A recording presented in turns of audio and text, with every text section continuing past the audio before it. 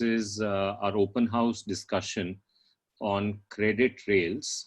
This is an important kind of a conversation, largely because we are witnessing in front of us a major shift in how credit is offered to MSMEs. And you can imagine this shift is as significant as the shift that we had as we moved from landlines to mobiles. And we're going to cover one important part of this. Now, what's the manifestation of this is that, MSMEs can take a cash flow lending loan, they take cash flow loan within about 5 minutes using a digital system, right? It can be a digital application. Frankly, it can even be on WhatsApp, and it's auto adjudicated. So there is no human decisioning involved. We'll talk a little more about this in this series of open houses that we are having. This is the first one that we are covering today. So my name is Sharad Sharma. I'm one of the co-founders and active volunteers in iSPIRT. Many of you know about iSPIRT anyway, but I will spend a few minutes talking about it. So iSPIRT is a non-profit, non-government think and do tank. And our mission is to help solve India's hard problems, but in a particular way. Our particular way is we think India's hard problems need a jugalbandi between private innovation and public infrastructure.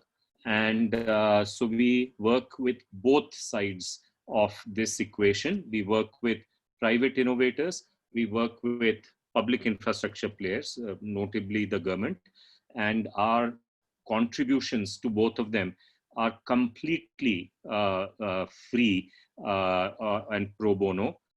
We don't monetize the value that is created in any form. Our volunteers don't monetize it. Our volunteering, and by the way, we are completely volunteer-based organization. So everybody in iSPIRT is a volunteer, and our volunteering is no greed, no glory volunteering. So we don't monetize the value that is created either at the level of the volunteer, nor do we monetize it at the level of iSPIRT. So this is really what it is.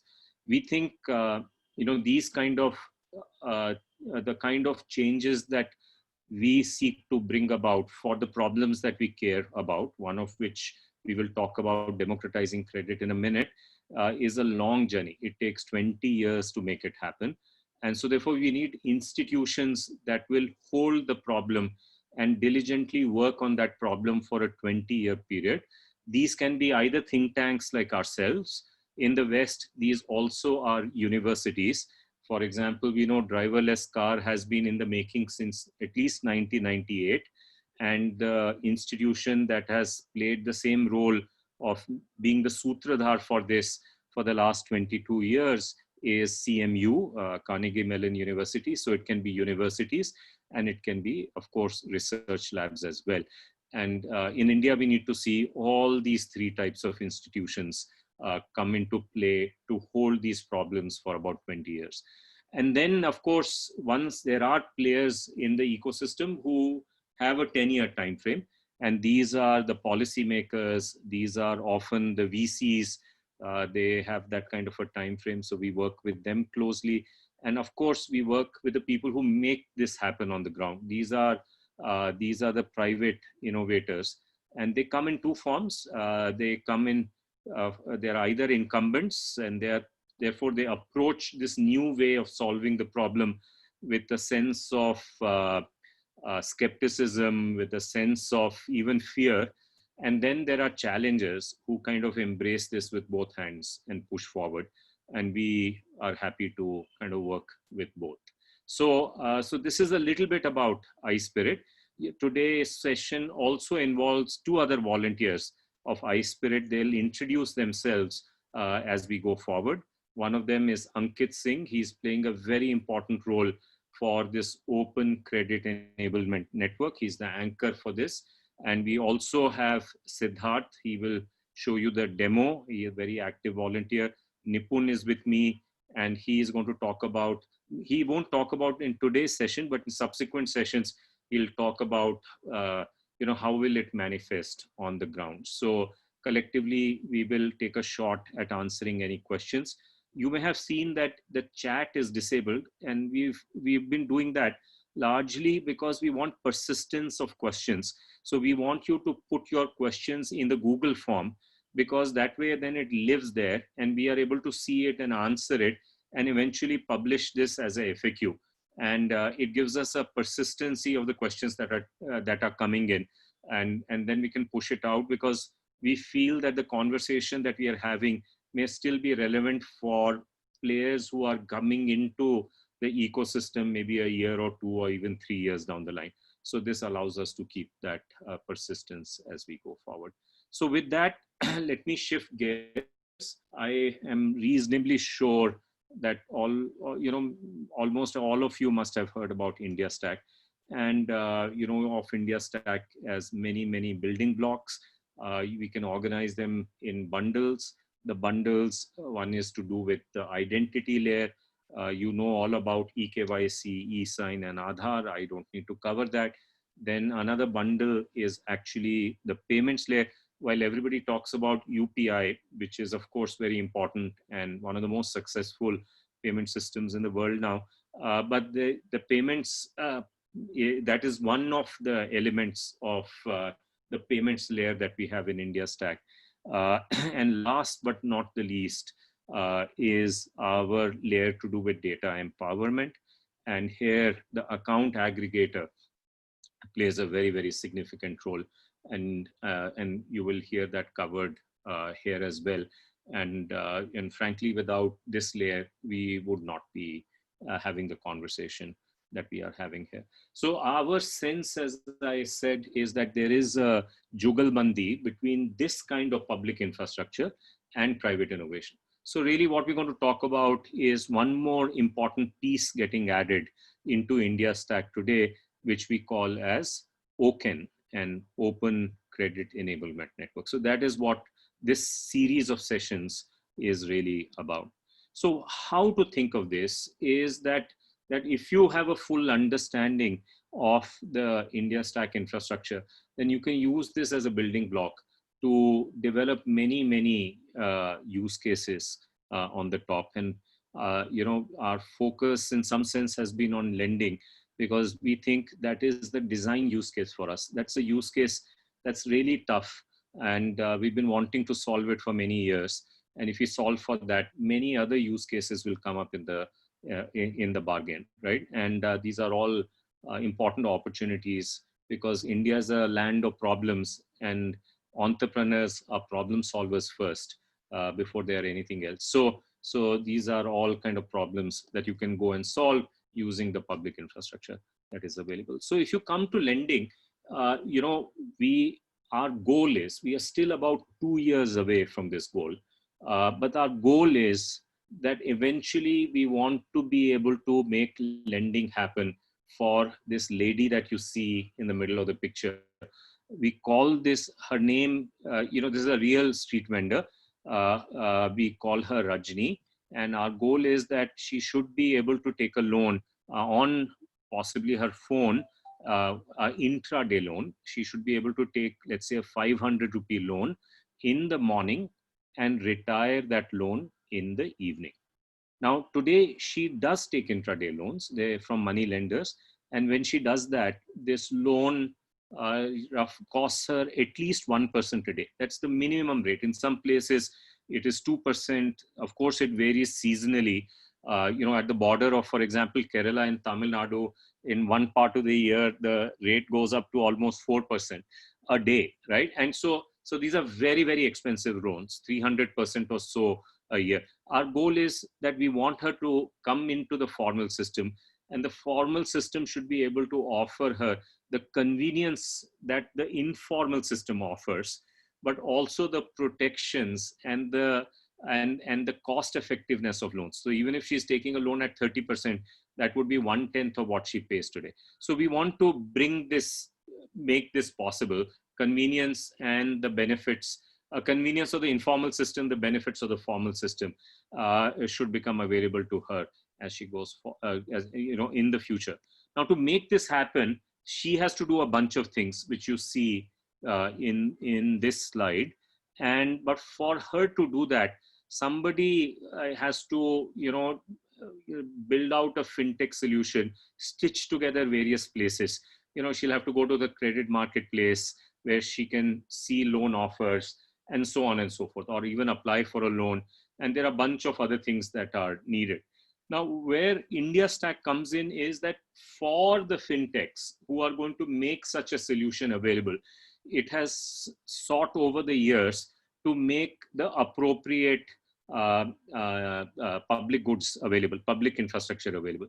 For example, if you went back here and you wanted to send her money, 500 rupees in the morning, and take it back in the evening, and you wanted to do this on a debit card, that would have cost 1% on the way to Rajni and 1% or so on the way back from Rajni, roughly about 2%.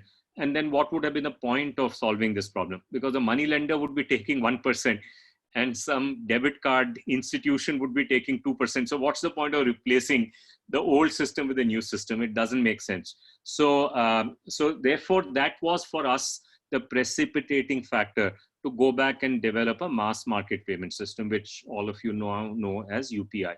So you can see actually much of what you see here has been developed, at least in iSPIRT's mind, originally for Rajni, whether it is eSign, it is eKYC, it is UPI, even the fact that you see the Account Aggregator, has been developed there. And although it has many other use cases, this has been for us the defining use case. So when we sit down and think of developing or designing something, we are keeping in mind, will it work for Rajni in the future or not? And now today, what is happening is that a very important piece of this is now falling in place. And that piece that is falling in place is to do with the credit marketplace.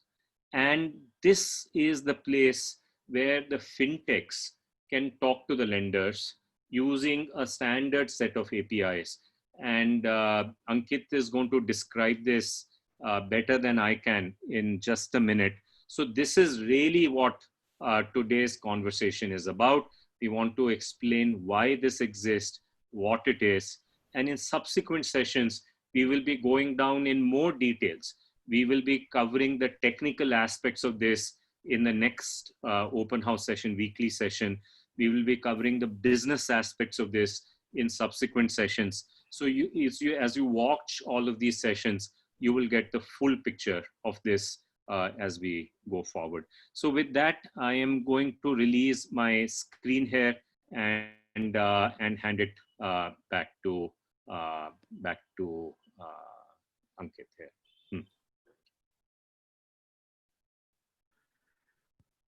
So Ankit, a quick introduction from your side, and then over to you. Yeah, thanks, Sharad. Can you see my screen? Yes, Ankit. Okay, great. Thanks, Sharad. Good evening, everyone. I'm Ankit. I'm volunteering with iSPIRT for Open Credit Enablement Network. And it's really great to be here with all of you today. Super excited to share what we have been building for some time. So digging in, it doesn't come across as a surprise at all to us when we say that India is starved of formal, affordable credit. For small businesses and many individuals, there has been a mismatch between the minimum loan ticket size offered by lenders versus the required ticket size for many of the borrowers. And the reason for this has been the unit economics constraints for the lender. So if you consider a small ticket size short-term loan, when you take into account the cost of acquisition, the cost of underwriting, and the cost of servicing the loan, there is little room left for any profit. And this has been the underpinning cause of lower disbursements at the end of the day.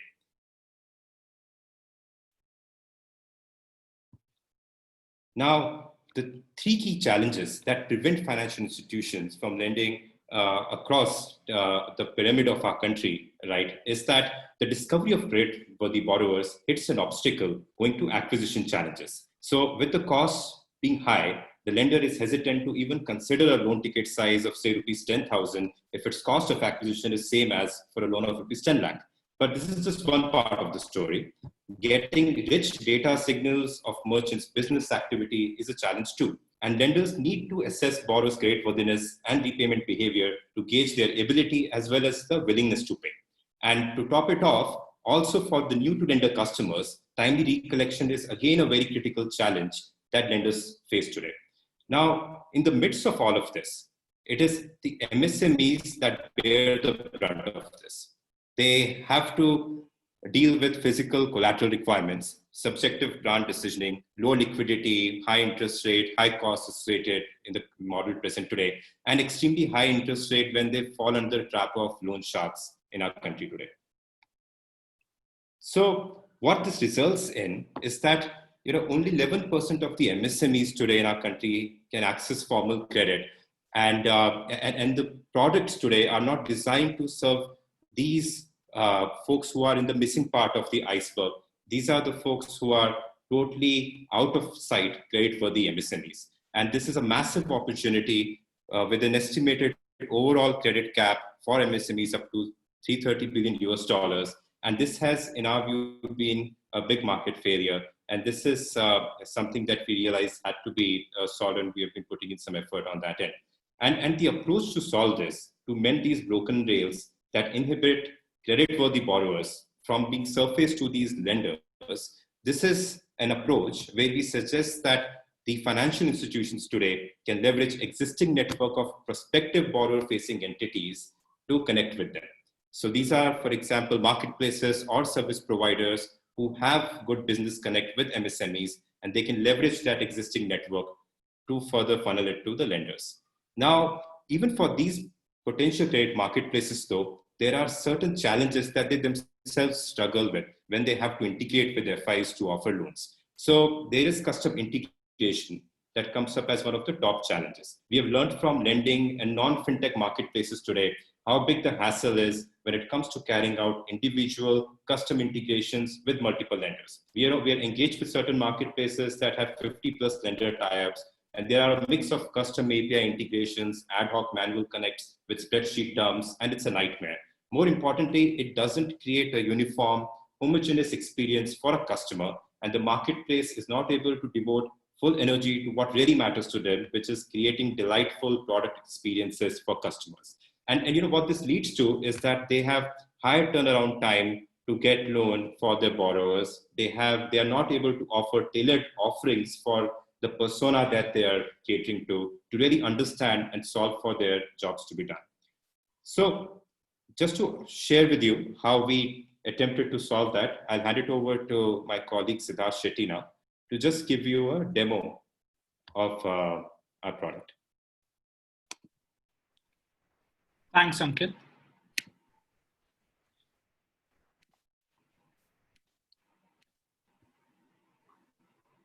Yeah, you're able to see my screen? Yeah. Perfect. So imagine, building on what Ankit outlined, imagine I'm a small business, right? I've created a product and now sold that to a particular buyer. And in a working capital constrained environment like India, that buyer decides to pay me after, let's say, 90, 120, 180 days. With COVID, it's going to get further elongated, right? And as a result of that delayed payment, which is endemic across society, what happens is the working capital cycle for this small business gets extremely squeezed out, right? And the question is, to bridge those gaps, where do they turn to? One, they could turn to formal financial institutions like banks and others, right? But for reasons as Ankit mentioned, which is subjective decisioning at the branch level, a lot of physical processes, which hence result in higher unit economic costs for the MSME, and hence you can't deliver low ticket size loans. That route isn't feasible. Neither do most of them have access to physical collateral. So what if there was a way where, let's say, when I shipped this particular product, along with it, I raised an invoice, right? And that invoice is now part of the GST system. And I could receive financing against that invoice in real time, right? So while my buyer pays me back after whatever, 120 days or 180 days, for the interim, I get financed from one of these formal institutions and in a matter of 5 minutes. So here's a reference app of an end-to-end flow where that is possible. And in fact, there have also been various disbursements already done in pilots using the same system. So this is an app that the MSME would download, right? They go ahead, they choose their language. These are the participating lenders on the system, right? So on the back end, the likes of HDFC, IDFC, First, ICICI, Bajaj, SBI, and Axis, and so on have integrated with these APIs. And broadly, the flow is the MSME should have the ability to share their information with these lenders. The lender should be able to return back offers. The MSME should be able to select the best offer and receive their loan.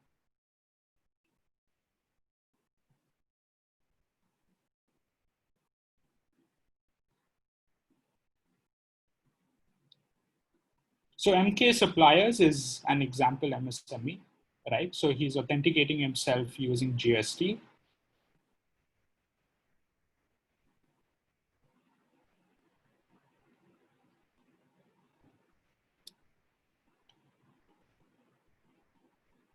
Once he's authenticated, his GST profile information is fetched.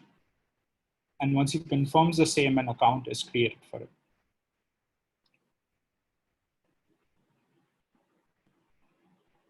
At this point in time, he wants access to credit. So there are a set of eligible invoices, and you can think of non-eligible invoices. And when you put these invoices together cumulatively, they represent his cash flow, right? So you're essentially breaking down his cash flow into very granular components at a unit level of an invoice.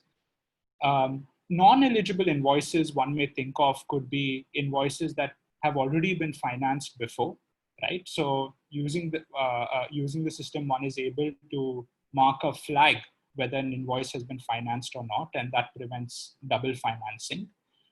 Or non-eligible invoices could be ones that exceed a vintage. Maybe they are over 6 months old, and that's something that will not be financed by any lender. Eligible invoices are invoices that the supplier has recently raised to a set of buyers. So in this case, he's raised invoices to Amazon, Urban Clap, Swiggy. And these invoices are a part of the GST system.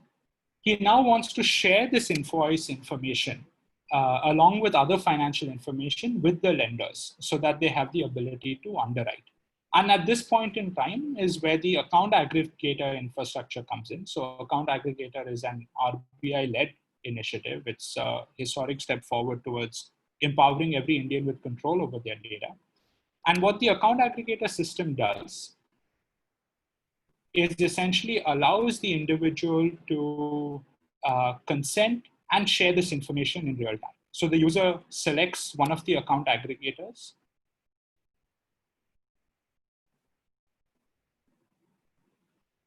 At this point in time, since this is the first time flow, the user needs to link his bank account as well as go on to link his GST account with the account aggregator. Because from a lender's perspective, they need access to not only the set of invoices you want financing for at this time period, but also historic transaction activity, which is one historic bank account transactions, credit and debits going back into the order of, say, last 12 months, as well as your historic GST information, which reveals the relationship between that MSME and his buyers, right? The length of the relationship, the typical transaction activity, where does that invoice fall on the bell curve of transactions that have happened so far, right? The quality, it's representative of the quality of goods, depending on if there have been too many credit or debit notes between the two, then you know there could be a chance of inferior quality of goods being shared, and so on. And what the lender is also able to do is by correlating his GST information, he can actually see a reflection of the money in the bank account statement, because both of them are machine readable, and make a decision on when is the likely time period for this buyer to repay. And this really allows MSMEs, it goes beyond, because most of the MSME financing that's available today is either the MSME is rated or supplying to a rated buyer, right?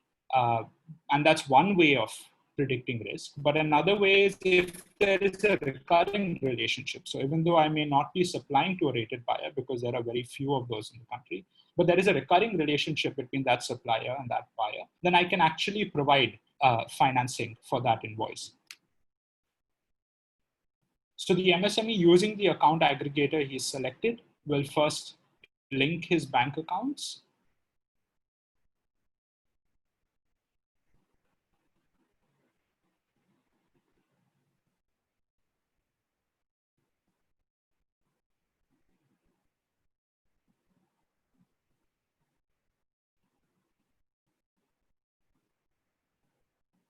And also go on to link his GST account. Now, what you can also identify as a lender on the system is from his GST profile, you'll be able to know the rough turnover of that business. And so if he's sharing, an MSME may have multiple bank accounts, and if he's sharing only one because they have agency to do that, you're able to correlate and see if his turnover is 1 crore, but transaction activity in his bank account statement is reflective of only, say, 20 lakhs. You can actually go back and ask the MSME to share any other current account they may have to reflect at least 80% of total transaction activity, or whatever may be the rule as set by the lender.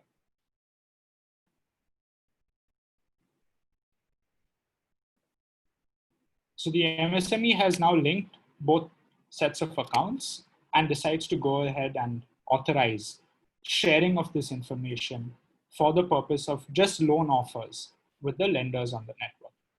The lenders then, using standardized APIs, which are a part of OCEN, and Ankit will give you a deep dive of that post this demo, then have less than 10 seconds to return back with a response.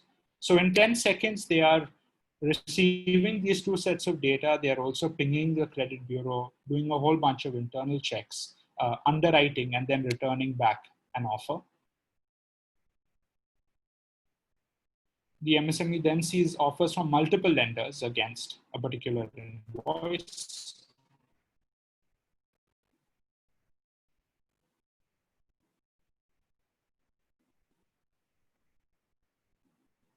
So MK Suppliers decides to go ahead with the ICICI offer, will now go ahead and authorize the loan agreement.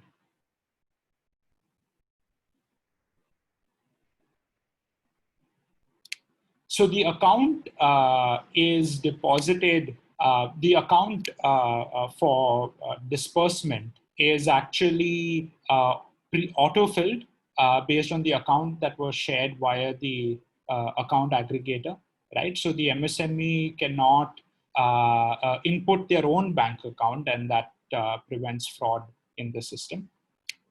At this point in time, now that the MSME has authorized the loan agreement, the next final two steps are the MSME needs to set up a repayment mechanism. And this is where the UPI e-mandates system comes into play. So the MSME inputs the UPI ID, and then on an UPI app of their choice, they authorize that e-mandate.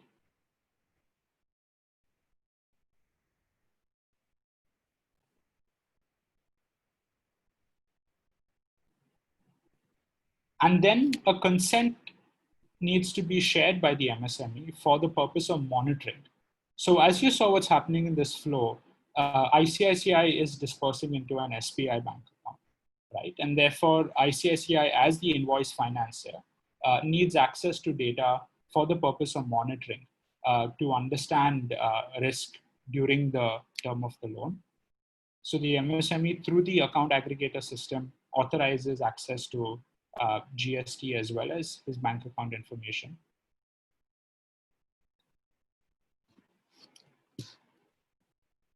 And only once that's approved is the loan subsequently dispersed. So all in all, in little over 4 minutes, the MSME actually has their loan dispersed into their bank account. And this was the first time set up for the MSME. So the next time they decide to obtain financing against another invoice, it becomes a lot easier because they've already linked their accounts and set up all of that. And one can imagine the same infrastructure, which Ankit will kind of bring to life how the backend works, and that's really the essence of OCEN, can be applied to a range of financial products. So what we just demoed out here today is one example of invoice financing, right? But you can imagine applying it to purchase order and various other credit products out there. That's it from my end, Ankit. Over to you. Thanks, Siddharth.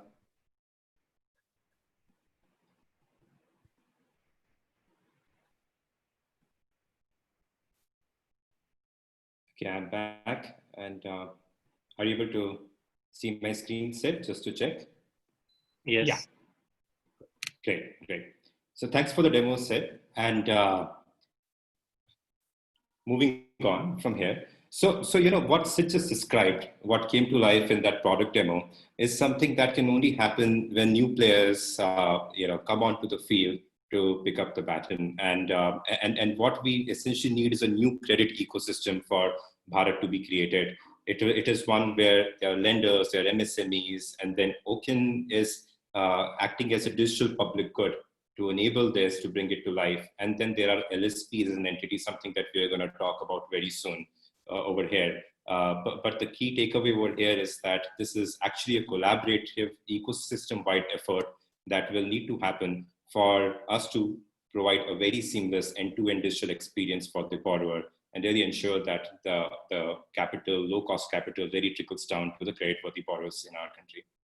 Now, in this new credit ecosystem that we are reimagining over here, OCEN is the Open Credit Enablement Network. It is the digital public goods, the Open Credit Protocol, where one implementation will enable for an LSP access to entire network of FIs in the country who come on top of it.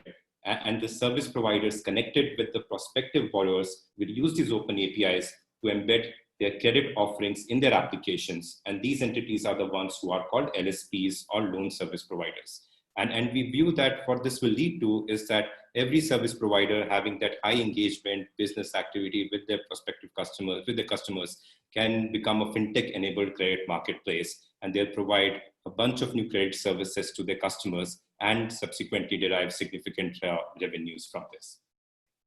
Now, what Sid just demoed to us was Sahay GST application. It is the first LSP implementation, a reference implementation on top of OCEN. And just like Beam was a reference app for UPI, this is a reference app for OCEN. And the first product that Sid just described over here was a working capital loan, a seller-based financing based on the GST invoice, which is a high trust-based invoice. And this is something that we have brought to life for Sahay GST. Now, just like Sahay GST, there's another modification of the same application that we are putting out, which will come out soon in the coming weeks. And it is called Sahay GEM. Just to give some context on GEM, GEM is the short form of the one-stop government e-marketplace, where common user goods and services are procured by various ministries and agencies of the government today. And today, GEM has 3.2 lakh or so MSMEs registered on their platform. And it has been a very successful government initiative, very strongly supporting MSMEs by providing a transparent, efficient, cost-effective platform to sell to government buyers. And they are greatly propelling the cause of MSME inclusiveness by partnering with startups, women entrepreneurs, craftsmen, weavers, and artisans. And we will be deep diving into the specifics of two product types, a pre-shipment and a post-shipment loan product that is being created for the MSME sellers on GEM platform in the upcoming sessions, where the government is the buyer, and there has been a tremendous interest from lenders to link with this another avatar of an LSP. So Sahay is a reference implementation on top of this, of top of the OCEN, and it is one instance of an LSP, which manifests itself on top of OCEN, and Sahay GEM is another instance. And subsequently, we will see many of types of LSPs coming on top of the same network. But to give a picture in terms of how do these LSPs fit in the whole ecosystem and what does the playground look like, this is an attempt to share that with you. So as you can see over here, we have got a many-to-many mapping of multiple lenders in the ecosystem connecting with multiple LSP apps, where Sahay LSP app is the first reference implementation, first one instance of that LSP app.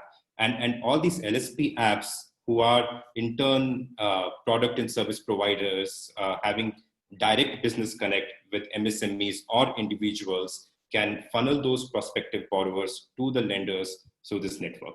And this is something that we believe will accelerate access to affordable formal credit in the country. And this provides a very simple and easy plug-and-play approach for the LSPs as well to just connect to multiple lenders simultaneously and in turn help get the best interest rate for their borrowers on the platform. One important thing to note about this LSP as an entity is that it is an agent of the borrower and it is a departure from the direct sourcing agent, the DSA model. So as an agent of the borrower, how the customer of the LSP benefits is that the LSP educates the borrower about various credit offerings that they're offering to them in collaboration with the lenders. They ensure that the borrower at the end of the day gets the best, lowest interest rates possible from formal institutes. They ensure that they help them in improving their financial health overall. They ensure that they understand the persona of the user, understand the cash flows that they capture today, and create many customized financial product choices for them. And just like we saw in that Sahay GST demo, they provide them in high end-to-end convenience, digital means of getting a loan with great ease like never before. And in turn, this also benefits the loan service provider because it leads to higher customer retention for them onto the platform. It leads to a higher net promoter score for them because it increases the happiness of the customers on the platform with them. It leads to more liquidity on the platform itself because then the borrower now is able to procure certain supplies, for example, that they need. They get the financing for that and they're able to infuse that into their production or services, which in turn reflects on the platform's metrics. And then it helps the LSP again derive new revenue streams from these borrowing customers as they charge them.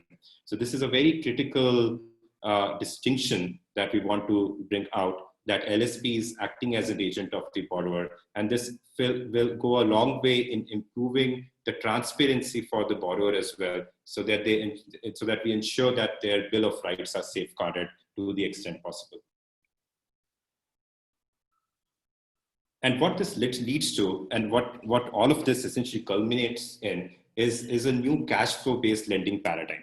And we believe this will enable a Cambrian explosion of new species of loan products. And we would like to sort of call out our understanding of the old way of business that a lender had to a new way of business across some of the parameters, and then deep dive into a couple of them.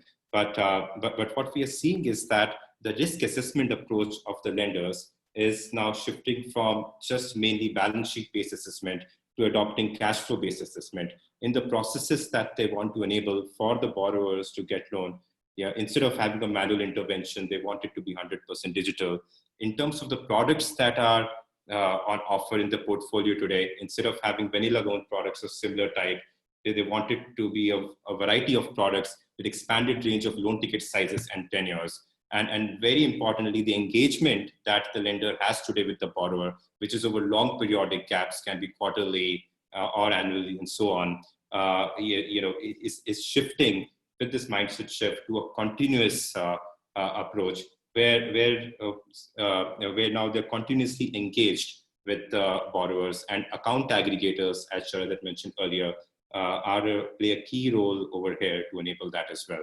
So just to highlight a bit more in particular, if we talk about the risk assessment, see, the reality today is that many small businesses on average took 4 to 5 years to build. And now, post the hit by the COVID pandemic, they need to rebuild faster.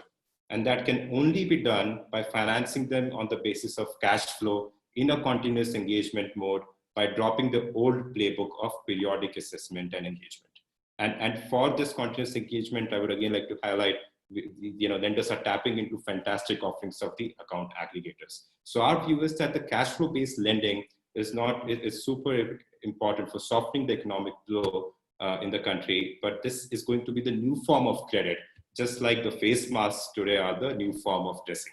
And this new way of business can only be enabled if we bring into picture the varied loan service providers catering to varied credit use cases and working in collaboration with the lenders for this.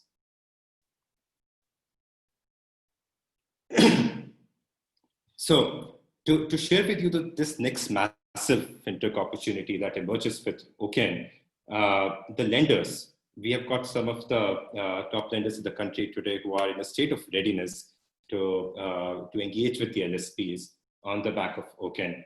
And they are integrating with Account Aggregator, and that is vital for a lender to adopt different complementary public goods to provide the best credit offering. At the same time, many LSPs will be touching different personas of borrowers with different cash flow types. And there's a massive potential of large number of credit offerings to be created. It's all in the hands of the market to build on top of OCEN to enable this. And there are examples of tax and legal filing apps who have high interface with the customers who are interested in this. There are neobanks, a bunch of Kirana tech companies who have high interface with the Kirana stores and who are helping them in a bunch of their digitization efforts. The supply chain financing entities who have a very deep tacit understanding of the cash flows of many of these businesses, are coming forward to use this OCEN protocol to solve for the liquidity issues that the businesses that they touch face. E-commerce platform, B2B, B2C, we have seen a bunch of interest from e-commerce platform for it, agri-tech, social networks. So something like a neighborhood app to different kind of interesting social networks are again another interesting setup where we have seen interest of loan service providers to bring forth new kind of credit offerings for their customers. Payment gateways who have a good understanding of the cash flows of the businesses are also stepping up to make this happen. The existing loan selection platform, the existing, as I was highlighting earlier, the fintech marketplaces today who want to enable a seamless integration with the multiple lenders in the country are enabling this. And this is something that we'll deep dive into in the upcoming sessions, the various product types that we are envisaging to come on top of the OCEN platform in form of multiple LSP apps and so on. GST Suvidha provider, application service providers, entities are again, on the back of the GST data will do this. So we'll see a lot of alternate data being utilized, a lot of different type of credit-worthy borrowers being surfaced to these lenders through these open credit protocols in form of OCEN. And which is why this is a call for the market innovators for us to build and ride the wave to accelerate on back of these emerging tailwinds. And in this whole value chain of cash flow based lending, the market innovators will choose what roles they want to play.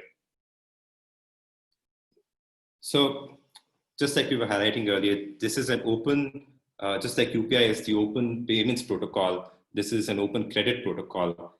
And we have seen good examples of implementations coming on top of UPI that have become successful. We believe a bunch of interesting multiple credit products for businesses as well as individuals will emerge on top of the OCEN in the coming days.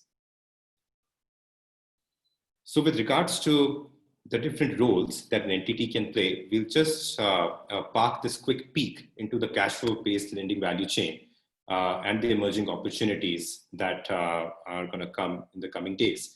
And we're going to deep dive into it in upcoming sessions. But when we look at the cash flow based lending chain today, value chain today, we have got lenders and credit bureaus in the mix. We have got UPI players, account aggregators, enabling utilization of the digital public goods for the use cases. We have got loan service providers. They've got derived data providers as the entities who will plug in different derived data types into the account aggregator framework and system going forward. They've got technology providers and underwriting modelers helping in bringing this to life. And this is an exercise that we would love to get into with all of you, which is something that we'll bring to life in the upcoming sessions as well.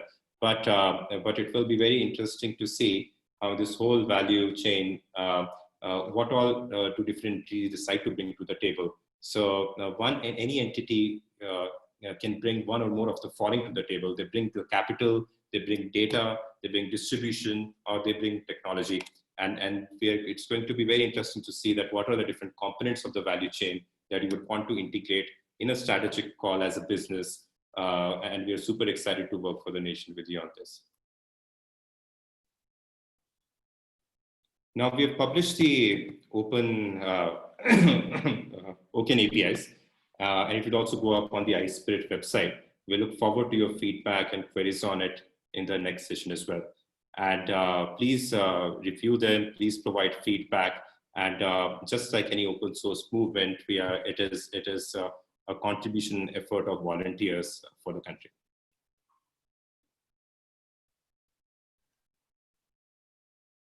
So we're capturing the questions in the Q&A form already. If you're interested in more participating as a loan service provider, lender, technology service provider, and more, please drop us in a mail at community@iSPIRT.in, and we look forward to engage with you thereon. We're also going to be doing another open house session next week on Friday, July 31st at 5 p.m. We'll be sharing this registration link again to all of you who registered today. And we would also like to leave you with some of the recommended content to go through, like the RBI UKCN MSME committee report, in particular chapters 7 and 8, which talk about cash flow based lending, and introduction to DEPA, the Data Empowerment and Protection Architecture, that will give you more overview about the account aggregators as well. Yeah, so with this, I'll leave it to Sharath. Yeah, so there are a couple of questions that have come, which we like to take up. One question, I think there is still confusion between OCEN and SAHE. So perhaps Nipun, you can jump in for a few minutes and talk about, what is the difference that you see from your perspective?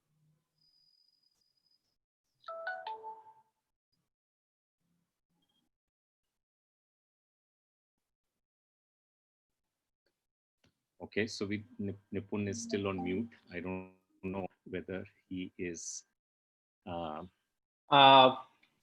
Nipun, can you try now? Can you try unmuting? About you're saying. I'm sorry, I actually. I'm sorry, I missed it. The question. Can you repeat that, please? One of the questions that is coming is what is the difference really between SAHE and OCEN, and can you clarify that a little bit more? And this is a question that's come up. So I think the way, OCEN is a protocol, right? So basically OCEN give us these open APIs which can be used, right, to build multiple of different use cases. What we showed you today as SAHE GSTN is one use case implementation of how a GSTN data of a particular seller who has supplied material or service to any of his buyer can be used to get him credit. Now there are multiple different other use cases which are possible from OCEN, and those use cases could be for a non-GSTN entity. It could be for what we were talking about, Rajni and so on and so forth, right? And I think OCEN actually helps us, it's actually the whole protocol which helps us to build this, build this and actually go and integrate with multiple banks, because it's the common architecture or common APIs which is going to be used by the LSPs as well as the banks, lenders, which could be NBFCs and the bank, and so on and so forth. Right. Yeah. So another question, there are a number of technical questions about KYC, about PCR and others, which we will be answering in the next session. So, you'll have to wait for that to get clarified. The other question that is coming up is about timing. What is available today and what will be available in the future? So we've reached a point. Why we have announced this now is because we've reached a point where OCEN can be used for variety of invoice financing kind of use cases. So any use case that involves invoice financing, and there alone, there are many possibilities. OCEN and this whole system, India Stack, is now going to be ready for that. So this is now possible to do. For that, you don't have to wait for another 2 years. But another type of lending products which don't involve invoice financing, Rajni is an example of that. There are a few more pieces that have to fall in place for you to be able to bring those to life, at India scale. But invoice financing is ready. We would like you to focus on that. Watch the next few open houses, and hopefully all the things that you have in mind will become clearer. In the next session, for example, we'll go through the APIs. We'll also go through the workflow that Sid walked through in much more detail. We'll answer all the technical questions in the coming session. There are other questions that are there, which I want to answer. I want to, one set of questions that are coming in is what's the business model for the LSPs? And, what is in it for them? How would they make money? How would they differentiate themselves from others? These are very good questions. Ankit, if you don't mind going to slide 28, and I want to kind of talk a little bit about, maybe 2 slides further down. Yeah, this one. So one thing that we wanted to mention, see, our philosophy is that some of you should engage in this infrastructure just when the infrastructure becomes available. All right. Once you dabble with it, play with it, try this out, then you get a better sense of what the business potential is going to be. And then you can decide whether to double down, in this area or not. And that formulation of trying it out and then deciding whether you double down or not is a better formulation than trying to first make a business case for yourself, whether you should try it out or not, because trying it out is going to take only a few people inside your organization to get going in this. And that makes a lot more sense. And our Indian players very often don't do that. And therefore we lose out to the Western players who actually will experiment with anything new that comes and then make a much more informed decision whether they will double down on it or not. So very consciously in the stuff that we are presenting, not only here, but also in the health stack, we don't engage in a very serious conversation on the business model in the beginning, because we want to first attract people who have the willingness and the conviction to try this out, even before getting full clarity on the business model. Because then the business model discussion that we have is with very informed people on the other side, because they've dirtied their hand, they've played with it, they have a good sense, and that conversation is a much more mature and a rich conversation. So that is the first point that I wanted to make. We are really looking for that. Now, the second is that we are a small group of volunteers, but nevertheless, we are happy to help out the wave one people who dirty their hands, are really serious about making this happen, right? And, these wave one players are the ones who get lots of help and attention from us. As I said, everything that we do is pro bono. So there is no quid pro quo here. The only thing that we are hoping is that out of these wave one players, there will be winning implementations that will emerge. So we are happy to look at more banks in that context, but there should be seriousness. There has to be somebody at the CEO level of the bank who has to express that seriousness. And if they do, then reach out to us. We would be happy to discuss. If you're really serious, we would be happy to help and be the wind in your sail to try this out. And the same is the case with the LSPs. And the way to reach out to us is the email address. And Ankit, you can probably go to that slide, and that is community at iSPIRT.com, .in. And you can, iSPIRT is ISPIRT. It's not iSPIRT. iSPIRT is what we say, it's iSPIRT. It's a short form for India Software Products Industry Roundtable.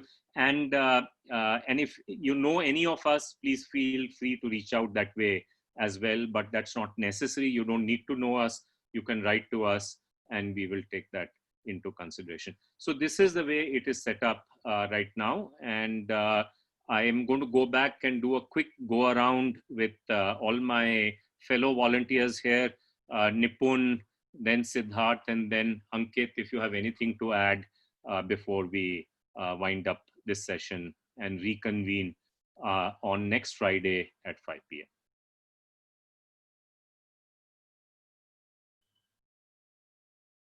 Nipun, anything from your side? I'm guessing that you're not unmuted, so probably the answer is no. Yes. Anything you want to add? Okay, Nipun probably doesn't need to add anything. Siddharth?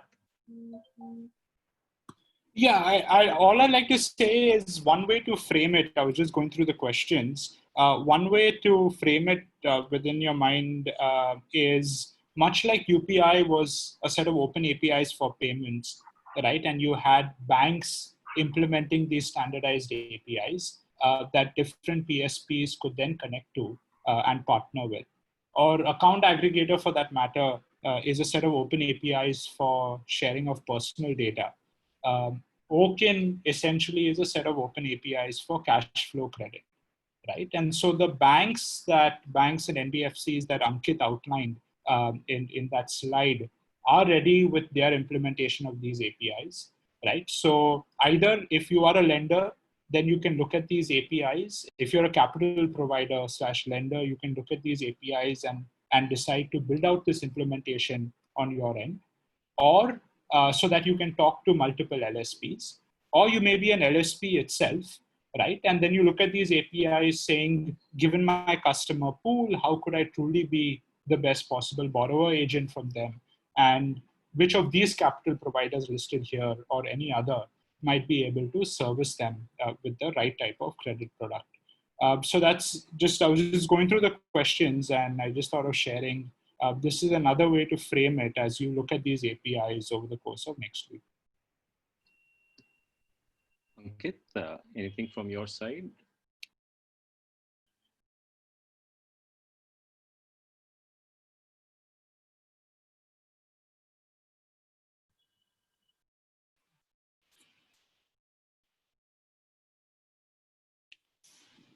Ankit, anything you want to say? Yeah, sure. Okay, I just unmuted myself. Okay, yeah. No, thanks. I'm super excited to see the flurry of questions coming up, and we'd love to share more in depth on that.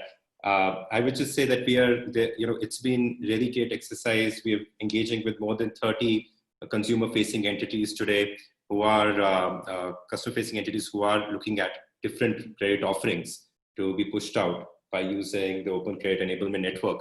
And it just surprises us almost every day to see the kind of innovative solutions that the market is thinking of. So super excited to engage with the ecosystem at large on this. So back to Karthik now. Karthik, back to you. Anything you want to say before we bring this to closure? So we will be publishing the recording of the session on our YouTube. So you can go right now and subscribe to it.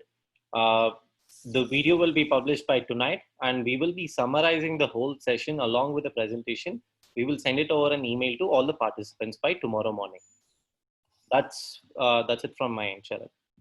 Over to you. A very sincere thank you to all of you. We really, really appreciate your time for this. And, we want to summon your innovative energy and juices to utilize some of this infrastructure to solve India's hard problems. So wish you great success as you do that. And we will talk to you again next Friday. Thank you so much. Thank you, everyone. Thank you, everyone.